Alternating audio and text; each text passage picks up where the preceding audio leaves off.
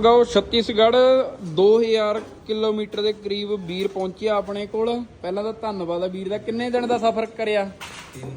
3 ਦਿਨ ਟ੍ਰੇਨ 'ਚ ਬੈਠ ਕੇ ਇੰਜਣ ਲੈ ਕੇ ਆਪਣੇ ਕੋਲ ਪਹੁੰਚਿਆ। 3 ਵਜੇ ਅੱਜ ਵੀਰ ਪਹੁੰਚਿਆ ਦੀ ਤੇ 7 ਵੱਜ ਚੁੱਕੇ ਨੇ। 7:13 ਹੈੱਡ ਦਾ ਕੰਮ ਹੋ ਕੇ ਆ ਗਿਆ, ਸਿਲੰਡਰ ਕਿੱਟ ਦਾ ਕੰਮ ਹੋ ਕੇ ਆ ਗਿਆ, ਕ੍ਰੈਂਕ ਦਾ ਕੰਮ ਹੋ ਕੇ ਆ ਗਿਆ, ਇੰਜਣ ਕਰਤਾ ਫਿੱਟ, ਓਕੇ, ਰਿਪੋਰਟਾਂ ਭਾਫਾਂ ਬੰਦ ਕਰਦੇ ਆ ਬਸ ਰੈਡੀ। 8 ਵਜੇ ਇਹਨੂੰ ਮੋਟਰਸਾਈਕਲ ਫੁੱਲ ਰੈਡੀ ਹੋ ਜਾਣਾ, ਜਣਸੀ ਉਹੀ 5 ਘੰਟਿਆਂ ਦੇ ਵਿੱਚ ਫੁੱਲ ਤਸੱਲੀ, ਓਕੇ ਰੋਡ ਆ।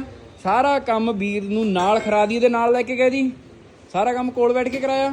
ਇਹ ਹੁੰਦੀਆਂ ਨੇ ਤਸੱਲੀਆਂ ਬਾਈ। ਧੰਨਵਾਦ ਆ ਜਿਹੜਾ ਇੰਨੀ ਦੂਰੋਂ ਆਉਂਦੇ ਹੋ। ਤੇ ਆਪਣੀ ਵੀ ਕੋਸ਼ਿਸ਼ ਇਹ ਹੁੰਦੀ ਆ ਕਿ ਹਾਂਜੀ ਜਿੰਨਾ ਜਲਦੀ ਹੋ ਸਕੇ। ਵੀਰ 3 ਦਿਨ ਦਾ ਸਫ਼ਰ ਕਰਕੇ ਪਹੁੰਚਿਆ ਤੇ 3 ਦਿਨੇ ਜਾਣ ਨੂੰ ਲੱਗਣਗੇ। 6 ਦਿਨ ਆਉਣ ਜਾਣ 'ਚ ਲੱਗੇ ਨੇ, ਪਰ ਇੱਥੇ ਵੀਰ 3 ਵਜੇ ਆਇਆ ਜੀ ਤੇ 8 ਵਜੇ ਨੂੰ ਬਾਈ ਨੂੰ ਫਾਈਨਲ ਕਰ ਦੇਣਾ ਤੇ ਰੈਡੀ ਆ ਚੜਾ ਦੇਣਾ ਟ੍ਰੇਨ, ਓਕੇ ਰਿਪੋਰਟਾਂ ਕਰਕੇ। ਹਮਗਾਓ ਤੋਂ ਆਇਆ ਵੀਰ। ਧੰਨਵਾਦ ਆ ਬਾਈ ਜਿਹੜਾ ਇੰਨਾ ਪਿਆਰ ਕਰਦੇ ਹੋ, ਇੰਨੀ ਦੂਰੋਂ ਦੂਰੋਂ ਪਹੁੰਚਦੇ ਹੋ ਆਪਣੇ ਕੋਲ।